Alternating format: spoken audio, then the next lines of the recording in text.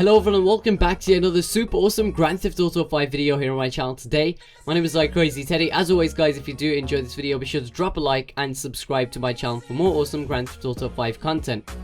With that said, you probably remembered me hinting at this video a couple times in my next generation first person information videos. This is the comparison of a lifetime. This is first person on current gen Xbox 360 and PlayStation 3 versus the first person in the next generation consoles PlayStation 4 and Xbox One. So we've rallied gameplay of both by using the next gen trailer as well as mod gameplay from the past. You guys have previously probably saw this on my channel if you've been long time subs of mine. This is actually given to me by Chromex Mods and is some really awesome gameplay. As you guys can see, he's actually driving a monster truck, and one other modification that he was using apart from the first person as well as a modded monster truck is a speedometer in the top left hand corner that actually works 100%, which is absolutely crazy. Now unfortunately, unlike the next gen version, there is no legitimate dashboard when it comes to this monster truck as well as working dials, so he did actually have to create his own working speedometer mod.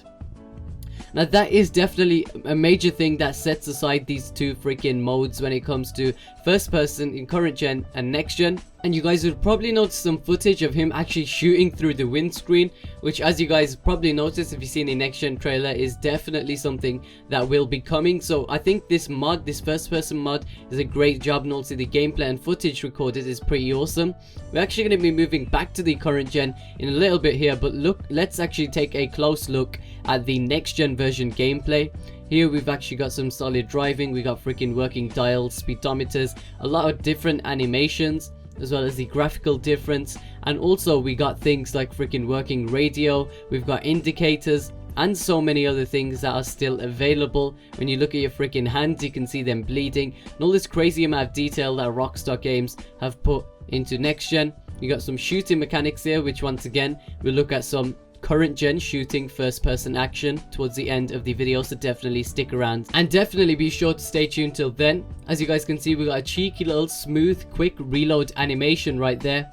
Now we got someone taking off in a freaking plane. We got Trevor Phillips. You saw the detail on his hands, his shoes, the freaking dials. You got, I believe that's also a working freaking compass on his plane, which is absolutely extraordinary, and that wasn't something that could just be built into a plane within the current gen. It would have taken modders a really long time, despite the fact that they did do a great job.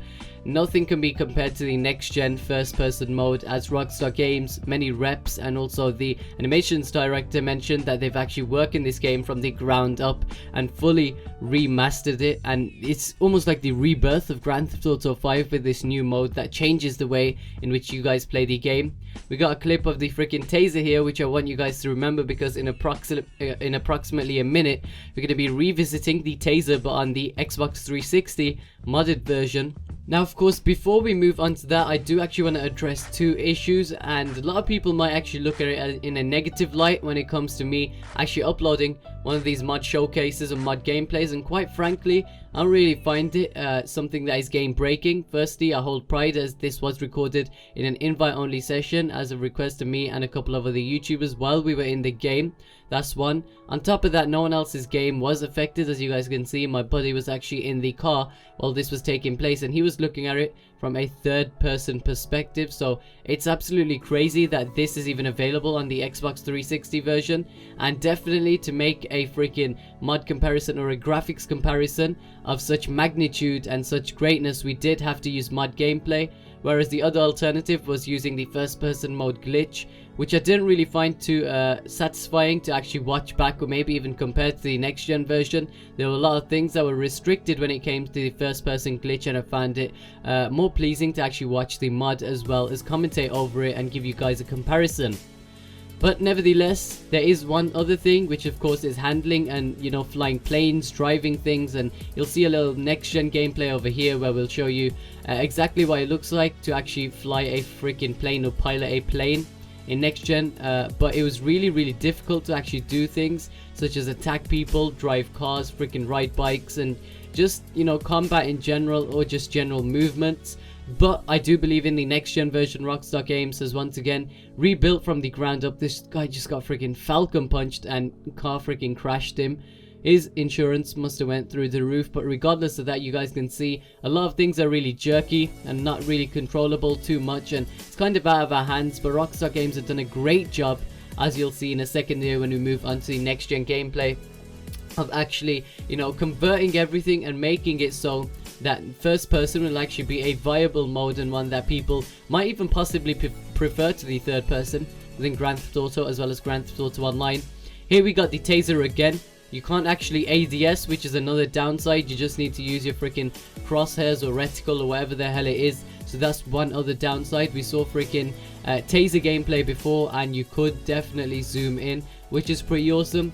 Here we got an Xbox 360 modded gameplay of a freaking boat. One thing that I do like about this is the dashboard, and the controlling isn't too bad.